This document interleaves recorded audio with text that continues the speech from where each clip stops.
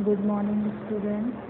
आज की जो वर्कशीट है वर्कशीट 37, ये आपके चैप्टर कार्बन और इसके यौगिक से संबंधित है। ये आपका चैप्टर 4 है। ये आपका चैप्टर कार्बन एवं इसके यौगिक। तो आज हम कार्बन के बारे में पढ़ेंगे कि जो कार्बन है वो हमारे लिए इतना इम्पोर्टेंट क्यों है, या वो हमारी लाइफ से किस तरह से जुड़ा हुआ है। इसे जीवन का तत्व भी कहते हैं। क्यों कहते हैं? क्योंकि हर एक लिविंग नॉन लिविंग यानी कि जो चीज़ें जीवित हैं या मृत हैं, इन सब में कार्बन प्रेजेंट है। वो सब कार्बन से मिलकर के बने हुए हैं, इसीलिए इसे जीवन का तत्व कहा जा रहा है। जैसे यहाँ पर लिखा हुआ है कि कार्बन एक सर्वोत्मुखी तत्व है। सर्वोत्मुखी का मतलब हर जगह पाए जाने वाला तत्व, जो सभी जीवों एवं उसके उपयोग में आने वाली वस्तुओं जैसे भोजन, कपड़े, दवा, पुस्तक आदि में पाए जाने वाली यौगिकों का मुख्य आधार है। तो इसका मतलब हम जितने भी सामान यूज़ कर रहे हैं अपने डेली लाइफ में, चाहे वो कोई इंसान है या फिर कोई जानवर है, सभी में कार्बन प्रेजेंट है। भूपर्पटी में तो सिर्फ में केवल 0.02% कार्बन खनिजों के रूप में पाया जाता है, जैसे कि कोयला, पेट्रोलियम कार्बोनेट व हाइड्रोजन कार्बोनेट। हम सबको पता है कि हम जो कोयला पेट्रोल यूज़ कर रहे हैं, ईंधन के रूप में जो यूज़ करते हैं, वो पृथ्वी के नीचे से निकाला जाता है, खोद कर निकाला जाता है। ये सब भी किससे बने हुए हैं? कार्बन से बने हुए हैं। क्योंकि आप 8th क्लास में पढ़ चुके हैं कि कोयला और पेट्रोलियम ये क्या है? एक तरह के जीवाश्म ईंधन है। ये जीवाश्म ईंधन किस तरह से बने? जो लाखों साल पहले पृथ्वी पर जो जीव रहा करते थे, पेड़ पौधे रहते थे, वो किसी वजह से जब उनकी डेथ हो गई तो वो मिट्टी के नीचे दबते चले गए, समुद्र की तली में दबते चले गए, और फिर लाखों साल के बाद उनके जो शरीर है वो कोयला और पेट्रोलियम में चेंज हो गया, जिसका यूज़ हम आज ईंधन के रूप में कर रहे हैं। तो सिर्फ ये हमारी मिट्टी में ही प्रेजेंट नहीं है, बल्कि ये तो हवा में भी प्रेजेंट है। हमारी हवा में 0.03% कार्बन डाइऑक्साइड प्रेजेंट है। कार्बन डाइऑक्साइड का फॉर्मूला हम सबको पता है, क्या होता है? CO2 होता है। इसका फॉर्मूला होता है CO2।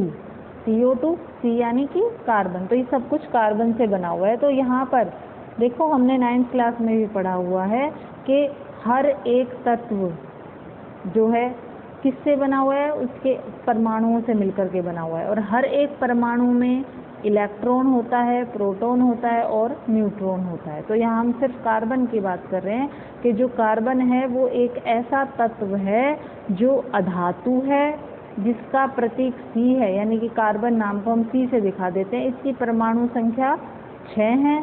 इस परमाणु संख्या 6 का मतलब इसके पास 6 इलेक्ट्रॉन और 6 ही प्रोटॉन हैं।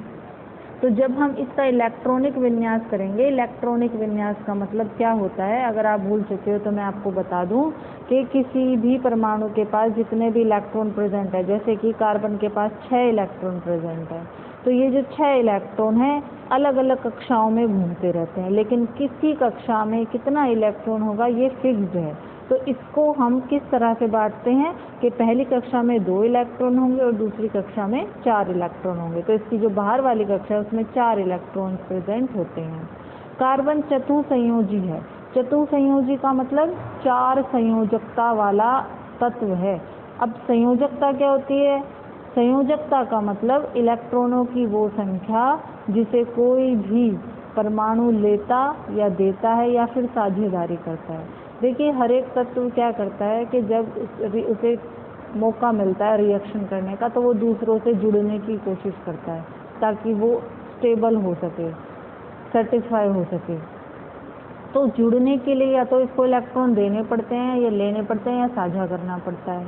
तो जितने भी इलेक्ट्रॉन को कोई तत्व ले रहा है, दे रहा है या साझा कर रहा है, वो उसकी संयोजकता कहलाती है। तो यहाँ पर लिखा है कार्बन चतुसंयोजी है। चतुसंयोजी यानी इसकी संयोजकता 4 है। अब ये 4 संयोजकता क्यों आई? क्योंकि इसके बाहर के कोश में कितने इलेक्ट्रॉन हैं? 4 इलेक्ट्रॉन है। और ये 9th क्लास में आप पढ़ चुके हैं कि हर एक परमाणु ये चाहता है कि उसके बाहरी कक्षा में या तो 8 इलेक्ट्रॉन हो अगर पॉसिबल है, और अगर 8 पॉसिबल नहीं है तो 2 होने चाहिए, कि उसके पास 8 इलेक्ट्रॉन हो ही नहीं सकते। लेकिन ये जो कार्बन है इसके पास देखो यहाँ पर 4 इलेक्ट्रॉन है। अब इस 4 को इन्होंने 8 बनाना है, या फिर बाहर की कक्षा में 2 होने चाहिए। तो ये क्या करेगा? या तो 4 इलेक्ट्रॉन इसको लेने पड़ेंगे या फिर देने पड़ेंगे, ताकि ये स्थायी हो सके, अपने आप को स्टेबल कर सके।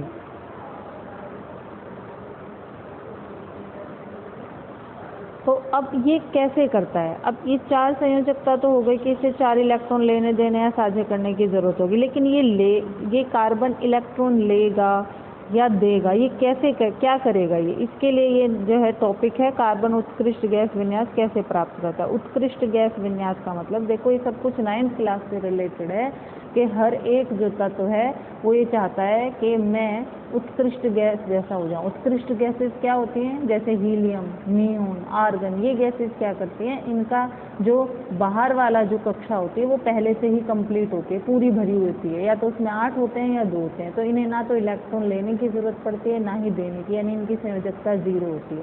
तो इसी तरह जो ये कार्बन है ये भी चाहता है कि मैं इलेक्ट्रॉन लेकर या फिर देकर अपनी कक्षा को कंप्लीट कर लूँ ताकि उत्कृष्ट गैस को प्राप्त कर सके। तो अब ये करता कैसे है? यहाँ पर इसके लिए इन्होंने फर्स्ट पॉइंट लिखा है, कार्बन ना तो 4 इलेक्ट्रॉन खोकर और ना ही 4 इलेक्ट्रॉन प्राप्त करके आयनिक आबंध बना सकता है।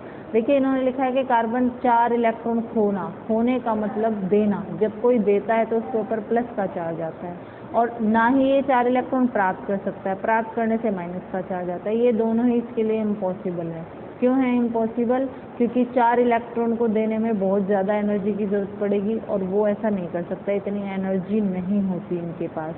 इसी तरह से 4 इलेक्ट्रॉन्स को लेने से भी इनका जो न्यूक्लियस है, इनका जो नाभिक है वो अनस्टेबल हो जाएगा, क्योंकि प्रोटॉनों की संख्या और इलेक्ट्रॉनों की संख्या में बहुत ज़्यादा अंतर हो जाएगा, जो कि असंभव है। इसीलिए ना तो इलेक्ट्रॉन लेता है और ना ही देता है। तो अब इसके बदले में ये क्या करेगा? कार्बन अपने अन्य परमाणु अथवा अन्य तत्वों के परमाणुओं के साथ संयोजकता इलेक्ट्रॉनों की साझेदारी करके इस समस्या को सुलझा लेता है। तो जब ये इलेक्ट्रॉन ना तो दे सकता है और ना ही ले सकता है, तो इसका जो दूसरा ऑप्शन क्या है? ये साझेदारी करना शुरू कर देता है। साझेदारी का मतलब किसी से जितने इलेक्ट्रॉन लेगा उतने ही देगा, यानी कि आपस में ये साझेदारी करना शुरू कर देते हैं। इस तरह से इसकी जो संयोजकता है वो 4 हो जाती है, यानी 4 इलेक्ट्रॉनों की ये साझेदारी करता है। अब ये साझेदारी कैसे की जाती है ये मैं आपको भी नेक्स्ट लेक्चर में समझाऊंगी।